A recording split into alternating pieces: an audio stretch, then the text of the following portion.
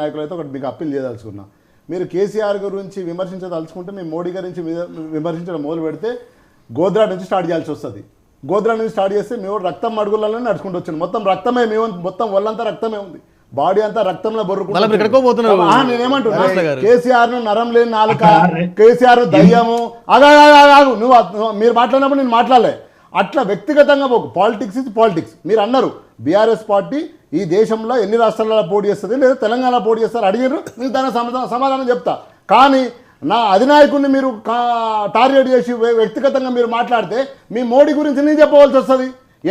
ఎన్ని చంపుకుంటూ వచ్చిండో, ఎంతమంది ఊటకోత కోసుకుంటూ వచ్చిండో అదంతా నేను చెప్పవలసి వస్తుంది. దేవుణ్ణి పెట్టుకొని మీరు ఓట్లు అడుగుతున్నారు. ఇప్పుడు ఏమనాలి మేము?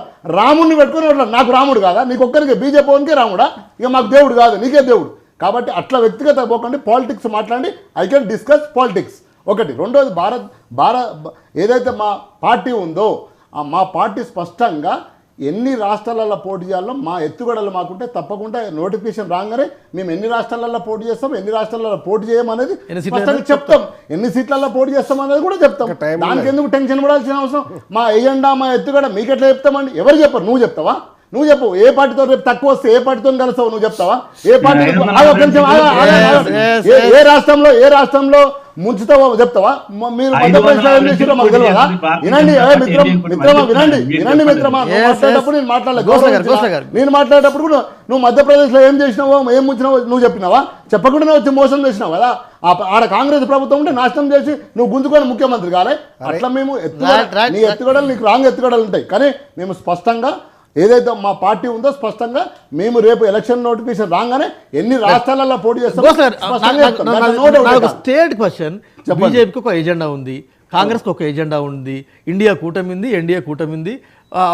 వారి ఓట్లు ఒక ఎజెండా ప్రకారం అడుగుతారు. మీరు ఏ ఎజెండా తోరి పోతారు ఎన్నికల బరిలోకి? ప్రజలే మా ఎజెండా అండి. మా ఎజెండా ప్రజల కోసం మేము పనిచేసినాం కదా.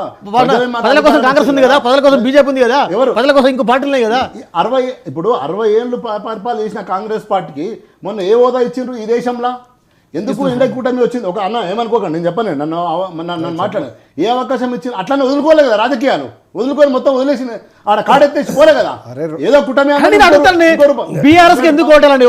పార్లమెంట్ ఒక ఎంపీగా గోసా శ్రీనివాస్ పోటీ చేస్తారు. నేను ఎందుకు బీఆర్ఎస్ కోటేయాలి? మేము అక్కడ ఉన్న ప్రజల ఏ డిమాండ్స్ ఉన్నాయో, ఏ అవసరాలు ఉన్నాయో వాటి హౌజ్లో ప్రశ్నించడానికి, హౌజ్లో చేయడానికి తప్పకుండా మేము అడుగుతాం. అడగపోవడం ఏం దాంట్లో రాజకీయమే కదా మేము చేసేది. సన్నాసులం కాదు. 7 మండలాలు మమ్మల్ని ముంచి ఎత్తుకొని పోయినరు. వీళ్ళిద్దరు కూర్చొని ఆడ కూర్చున్నారు. ఏం చేసిండ్రు? మేమే పోరాటం చేసినాం. 100% తెలంగాణకు 60 ఏళ్ళు మేము కాంగ్రెస్ ఇచ్చింది అంటారు కదా. మరి మేము పోరాటం చేసినాం కదా తెలంగాణ వచ్చింది. నీళ్ళు ఎట్లా వచ్చినాయి, కరెంట్ ఎట్లా వచ్చింది ఇప్పుడు తెలుస్తలేదా? మరి 60 ఏళ్ళు పరిపాలించారు కదా కాంగ్రెస్, టీడీపీ, బీజేపీ అలయన్స్తో టీడీపీ. మరి ఏది మరి గింతకన్నా అభివృద్ధి ఎందుకు జరగలేదు? అది అన్న గుండె మీద చేసుకుని చెప్పాలి. తెలంగాణ పేగుబంధం టీఆర్ఎస్, దాన్ని ఎవరు కాదనలేదు. వెంకట్ గారు, మన డిబేట్ మొట్టమొదటిసారిగా స్టార్ట్ చేసినప్పుడు ఒక అంశం చెప్పాను. ఏం చెప్పానంటే, రాజకీయ పార్టీ అంతిమ లక్ష్యం ఏముంటుందంటే రాజకీయం అధికారాన్ని సాధించడమే రాజకీయ పార్టీ అంతిమ లక్ష్యంగా ఉంటుంది. అవును. ఈరోజు నా చేతిలో కూడా పేపర్ ఉంది. ఈరోజు మా సెంట్రల్ కమిటీ వాళ్ళు కూడా చెప్పిన విషయం ఏంటంటే, భారతీయ జనతా పార్టీ ప్రధానంగా ఎన్డీఏ కూటమి ఏదైతుందో వాళ్ళ వైఫల్యాలే మా అస్త్రాలు. వాళ్ళ వైఫల్యాలను మేము చూపెట్టి ఎక్కడెక్కడైతే వాళ్ళు ఫెయిల్ అయినారో వాటిని ప్రచారం చేసి ఇండియా కూటమి అధికారులు రావాలనుకుంటాం. కాబట్టి ఇండియా కూటమి సెంట్రల్ గవర్నమెంట్ని ఎస్టాబ్లిష్ చేయడం కోసమే, సెంట్రల్ గవర్నమెంట్ ఫామ్ చేయడం కోసమే పోతున్నాం మేము ఎలక్షన్స్లోకి. మేము స్పష్టం. ఆ క్రమంలో మేము బీజేపీ ఎన్డీఏ పక్షం భారత ప్రజలకు ఏదైతే అన్యాయం చేసిందో, ఏ ఇష్యూస్ మీద అయితే ఫెడరల్ వ్యవస్థ మొత్తం నాశనం చేసిందో, నిరుద్యోగాన్ని పెంచిందో, ఈ దేశంలో అభివృద్ధిని దూరంగా చేసిందో, ఆ ఇష్యూసే మాకు అస్త్రాలు ఉండబోతున్నాయి. ఇది మాకు స్పష్టమైన విషయం. కాబట్టి మేమేమంటున్నాం, ప్రియమైన ప్రజలారా, తెలంగాణ ప్రజలారా, మాకు ఓటేస్తే ఇక్కడ మేము అధికారంలో ఉన్నాం, సెంట్రల్లో కూడా మాకు అధికారాన్ని మీరు ఇవ్వగలిగితే, మేము కనుక అధికారంలోకి వస్తే ఇక్కడ అభివృద్ధిని చేసే అవకాశాన్ని మాకు ఇవ్వని మేము వేడుకుంటున్నాం. అదే సందర్భంలో ఇక్కడ విషయం చెప్తున్నాను సార్. శ్రీనివాస్ గారు చెప్పిన ఒక విషయాన్ని నేను అంగీకరిస్తాను. అదేంటంటే, there is a beauty of democracy in that ఇండియాలో. కాంగ్రెస్ పార్టీ 60 ఏళ్ళ అధికారంలో ఉన్నా కూడా ప్రతిపక్షం ఉంది. ఇక్కడ చిన్న స్థాయిలో ఉందో, మధ్య స్థాయిలో ఉంది, ప్రతిపక్షం ఉంది. కానీ ఒక్కటే పక్షం ఉండాలి, అసలు ప్రతిపక్షాల గవర్నమెంట్లో ఏర్పడదు అనే ధోరణి కాంగ్రెస్ పార్టీ ఎప్పుడు అవలంబిస్తే ప్రతిపక్షాలకు అవకాశం ఉండకపోయింది. ఓకేనా? అదే కోణంలో అదే కోణంలో చాలా క్లియర్గా మేము చెప్తున్న అంశం ఏంటంటే పార్లమెంట్ ఎలక్షన్స్లో అధికారం ఏదైతే చేపట్టే అవకాశం ఉంటుందో వాళ్ళ వైపు ఆలోచించుకొని ప్రజలు మేము విజ్ఞప్తి చేస్తున్నాం మేము. కానీ జిల్లాలకు ఎన్ని జిల్లులు అన్ని జిల్లులు పడేసుకుంటా అక్కడ ఏమీ అవకాశం అధికారం ఏర్పాటు చేసే అవకాశం లేదని మీరు చెప్తున్నారు కదా.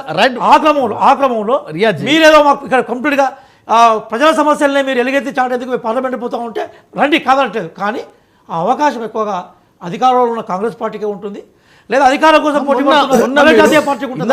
బీఆర్ఎస్ కుండే అవకాశం పాయింట్స్ చెప్తున్నారు, ఆ పాయింట్స్ మీరు స్ట్రెచ్ చేయలేకపోతున్నారు. అలవి కానీ హామీలు ఇచ్చి మీరు అధికారంలోకి వచ్చారు, ఇంతవరకు రైతు బంధు వేయలేదు, పెన్షన్ వేయలేదు, కాంగ్రెస్ నెల రోజుల పాలనలోనే డొల్లా అనేది వారు ఓపెన్ చెప్తున్నారు. చాలా మీరు ఎంత అమాయకమైన ప్రశ్న అడుగుతుంటే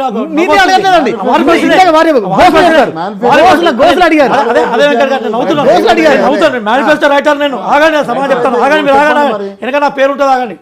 చాలా క్లియర్గా తెలంగాణ రాష్ట్ర బడ్జెట్ 2,90,000 కోట్లు బీఆర్ఎస్ బడ్జెటే కదా. ఈ మొత్తం హామీలు అమలు కావడానికి 65,000 కోట్ల బడ్జెట్ సరిపోతుంది. లెక్కలేసి అభిజిత్ ముఖర్జీ తోటి, అమర్త్య సేన్ తోటి, రంగరాజన్ తోటి, అట్లాగే ఈ రాష్ట్రంలో ఉన్న మేధావులతోటి, వాళ్ళు ఎప్పుడు మేధావులకు స్థానం లేదని బోర్డు పెట్టినారు, వాళ్ళు మేము అట్లా పెట్టలేదు. డిస్కషన్ చేసి నేను, ప్రొఫెసర్ జానయ్య గారు, అనేక మంది, ప్రొఫెసర్ లింగయ్య యాదవ్ గారు, అట్లాగే దుద్దిల శ్రీధర్ బాబు గారు మా చైర్మన్, డిస్కషన్ చేసి ఎక్సైజ్ చేసి అనేక మందిని కలిసి తీసుకొచ్చాం. ఆల్రెడీ ఉచిత అయిపోయింది కదా. ఒకటే నేను సమాధానం చెప్తున్నా. ఈ రాష్ట్రంలో ఈ దేశంలో విద్యుత్ జనరేషన్ మొదలుపెట్టింది ఎవరండి? ఏ సంవత్సరం మొదలు పెట్టండి? ఈ దేశంలో ఈ రాష్ట్రంలో ప్రాజెక్టు కట్టింది ఎవరండి? కుంగిపోయిన ప్రాజెక్టు పట్టుకోవాలి,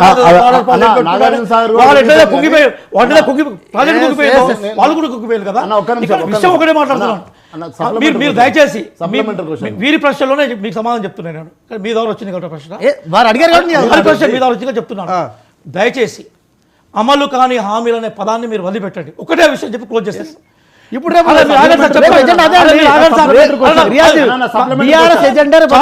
నేను చెప్పిన దానికి సమాధానం చెప్పాలండి. చర్చలో నేను ప్రతిరోజు కేటీఆర్ గారు ప్రతిరోజు రివ్యూలో అదే చెప్తున్నారు. మీరు ఆగండి పాపం, ఆయనకి ఎవరు రాసిస్తే ఆయనకు లెక్కలు తెలియక నేను చెప్తాను.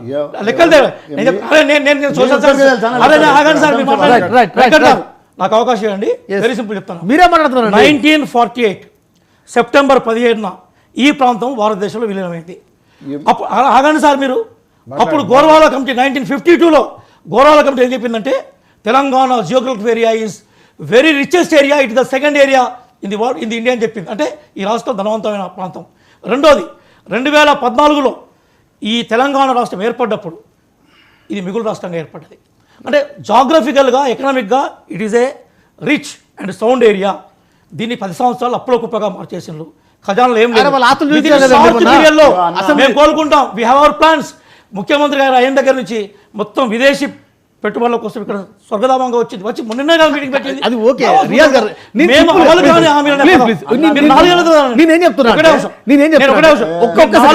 రియాజ్ గారు మనం ప్రాక్టికల్ వెళ్ళిపోదాము. ఎందుకంటే ఒక్కొక్కసారి ఇంకొక 20 రోజుల్లో నోటిఫికేషన్ వస్తుంది. ఇప్పుడు బీఆర్ఎస్ కానీ బీజేపీ కానీ మిమ్మల్ని స్టేట్ క్వశ్చన్ అడుగుతుంది. మీరు అధికారంలో మీరు 100 రోజుల్లో హామీలు అమలు చేస్తానరే, ఇప్పటికే 45 రోజులు 30 రోజులు అయిపోతుంది. మీకు ఆశ్చర్యకర విషయం చెప్తా.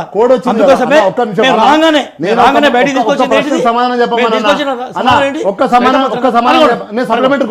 ఒకటి వీళ్ళే హైదరాబాద్ యూత్ డిక్లరేషన్ ఉంది కదన్న, వీళ్ళు ఏమన్నారు? వాళ్ళే 4,000 ఇస్తా అన్నారు కదన్న. ఇవ్వకపోను, ఇప్పుడు ఇవ్వకపోను, ఇంకో 2 నెలలకి నేను ఒక. అదే డిప్యూటీ సీఎం హౌస్లో ఏం మాట్లాడింది అన్న?